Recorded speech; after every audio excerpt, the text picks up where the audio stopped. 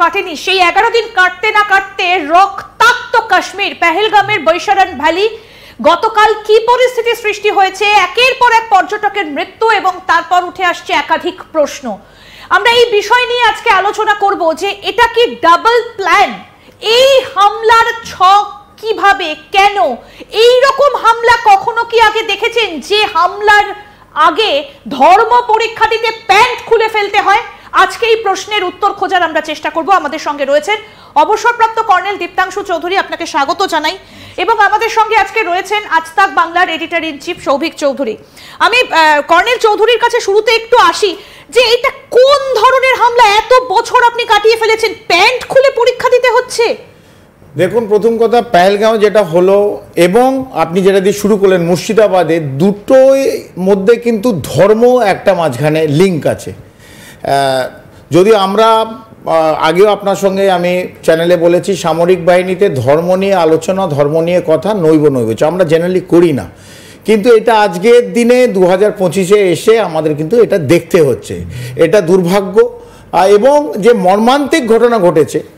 আর এই 140 কোটি ভারতবাসীর আজকে দুঃখ হচ্ছে বেশি যে রক্ত টকবক করে ফুটছে, মানে এটাকে অ্যাকসেপ্ট আমরা কেউ করতে পারিনি। আমি নিশ্চিত আপনারা, আমাদের সৌভিক এবং আপনি আর আমরা সবাই ভারতবাসী কিন্তু রাত্রিরে কালকে এপাশ ওপার আমরা ঘুমোতে পারিনি কালকে। এটা আমাদের বিঘ্ন ঘটিয়েছে, আমাদের ঘুমের বিঘ্ন ঘটিয়েছে।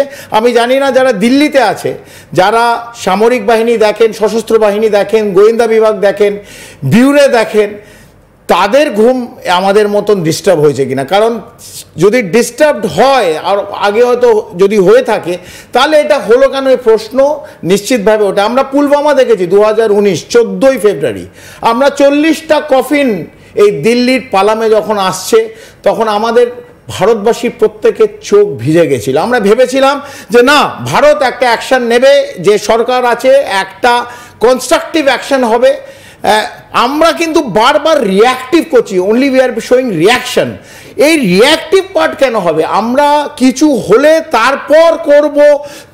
স্বরাষ্ট্রমন্ত্রী দৌড়ে যাচ্ছে, প্রধানমন্ত্রী দেশে ফিরে আসছে, এই ঘটনাগুলো কেন ঘটবে? যে সশস্ত্র বাহিনী আছে, ইন্টেলিজেন্স এজেন্সি আছে, সৌভিকবাবু, এটা কেন হচ্ছে? We have to understand that যে এটা কোথাও না কোথাও আমাদের নিজেদের একটা গাফিলতি অথবা কমপ্লিসেন্সি, যে আমরা সব জানি অ্যাব্রোগেশন অফ 370, যে একটা কথা ছড়িয়ে দেওয়া হলো যে কাশ্মীরে আর কিছু হবে না, কাশ্মীর শান্ত।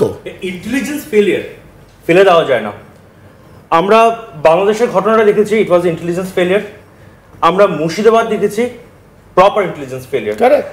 আমরা এই মুহূর্তে কাশ্মীর দেখলাম, প্রপার ইন্টেলিজেন্স ফেলিয়ার। আমরা নিজেদেরকে এই প্রশ্ন তোলা থেকে বাঁচতে পারি না একদম। এবং সবচেয়ে বড় জিনিস, 11 এপ্রিল মুর্শিদাবাদ ঘটেছে, 8 তারিখ ঘটলো, 11 তারিখ ঘটলো, তার ঠিক 11 দিনের মাথায় যে গত দিনে 22 এপ্রিল ধরলো।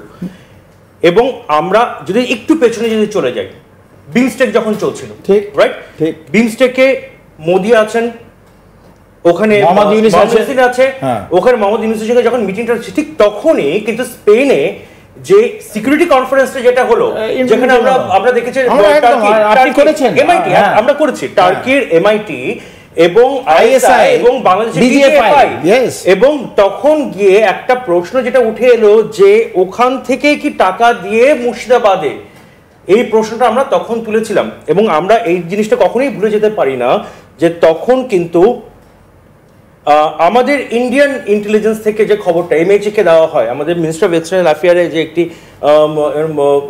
নন অ্যাক্রিডিটেড যে ইনফরমেশনটা দেওয়া হয়, যে এটার ভেতরে বাংলাদেশের হাত আছে আছে, রাইট, এই জিনিসটা কিন্তু সম্পূর্ণভাবে দেওয়া হয়েছিল। তার ঠিক 11 দিনের পর আমরা কি এটাকে কি নিতান্তই একটা কাকতালীয় ঘটনা বলবো, নাকি ডাবল প্ল্যান বলবো? সৌভিকবাবু, মানে আপনি একদম correct, you have brought the entire thing in the right perspective. এখানে প্লেয়ারগুলো জানতে হবে, এখানে কে কে প্লেয়ার আছে। আপনি একদম কারেক্ট বলেছেন, Bangladesh is a player, Pakistan is a player, এর থেকেও একটা বড় প্লেয়ার আছে যারা সব সময় সামনে আসে না, আমাদের বলে হিন্দি চিনি ভাই ভাই। অ্যাবসলিউটলি। এই চায়নাকে আমরা কিন্তু ভুলে যাচ্ছি, চায়না ইজ দেয়ার। চায়না পাকিস্তানের আইএসআই এর সামনে 4টে নন স্টেট একটা দাঁড় করিয়ে দিয়েছে, যারা কাল এসেছিল। নন স্টেট অ্যাক্টর এলো, আমাদের 26 জন ভারতীয় পরিবারকে নিয়ে যারা পেহেলগাঁও ঘুরতে এসেছিল বন্দুকের সামনে হতাহত হলো, গুলি লাগলো, এবং যেটা ইন্দিরা বলছিল কিরম ভাবে মারা হলো, নৃশংসভাবে মারা হলো, ধর্মকে সামনে রেখে মারা হলো, আইডেন্টি কার্ড বার করে দেখাবার পর মারা হলো, এবং মহিলা বাচ্চাকে। কর্নেল চৌধুরী আলোচনায় তো এটা আমাদের বারবার উঠে এসেছে যে পাকিস্তান বাংলাদেশের দিক দিয়ে ভারতকে এনগেজ করে পিওকে দিয়ে অ্যাটাক করতে পারে।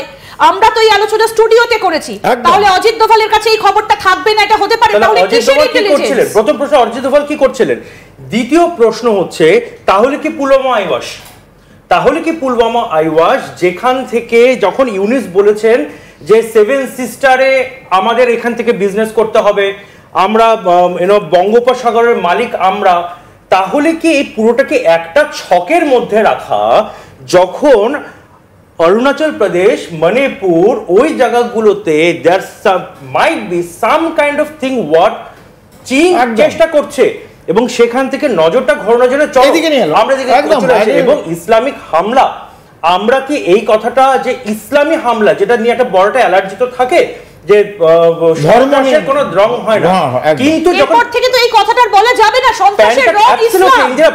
প্যান্ট খুলে যদি তোমার চেক করা হয় এবং তারপর যদি মারা হয়, আজকে 2014 সালে নয়ডার কাছে যে দাদরি ছিল সেখানে 1 লাখকে যখন গরুর মাংস রাখা আছে কিনা ফ্রিজে সেটার জন্য মারা হয়, সেটাকে যদি আমি স্যাফরান টেররিজম যদি বলতে পারি, তাহলে প্যান্ট খুলে যদি মারা হয় সেটাকে আমি ইসলামিক টেররিজম কেন বলতে পারবো না? I completely agree with you. এইটা যেটা আপনি বলছেন যে অ্যাঙ্গেলটা আনছেন which is correct, but the bigger question এই যে যারা ধরুন 26টা প্রাণ চলে গেল, তো আমরা আজকে সবাই টিভির সামনে বসে আলোচনা করছি, এবং কেন্দ্র হঠাৎ তাদের ওই আমি বললাম the big elephant AC room থেকে বেরিয়ে দৌড়ি শুরু করলো। আমরা why are we reactive? Enough is enough. ভারতবর্ষর কাছে আমরা এই এত প্লেন, আমাদের এই বিশাল সামরিক বাহিনী, আমাদের আর্টিলারি, আমাদের ট্যাঙ্ক, আমাদের এই শোকেসে সাজানোর জন্য, আমি তো আই ডোন্ট আন্ডারস্ট্যান্ড এইটা। আমরা রাফাল এতগুলো যে নিয়ে এসেছি, রাফাল 42টা রাফাল বোধ, if I am not wrong, তারপর কিছু নেভির জন্য কিছু রাফাল, আমাদের মিরাজ আছে, we have got Mirage 2000, we have Jaguar, okay, and which is আমরা এর আগে তো আমরা ইউজ করেছি। না, আমার যে কথাটা আপনি যেটা সঠিকভাবে বললেন, এই আমরা why are we always reactive. আমি এনএসএ আপনি কথা বললেন, আমি কেন্দ্র সরকারের বলছি, স্বরাষ্ট্রমন্ত্রী, prime minister, this make the entire security অ্যাপারেটাসে যদি কোনো ইনফরমেশন দিতে হয়, কিছু করতে হয়, the final go head has to come from the prime minister, the NSA has to advise the prime minister. তো আলটিমেটলি যখন তুমি সমস্ত যখন ভালো হচ্ছে সেটা নিচ্ছ, আর যখনই 40টা কফিন আসছে,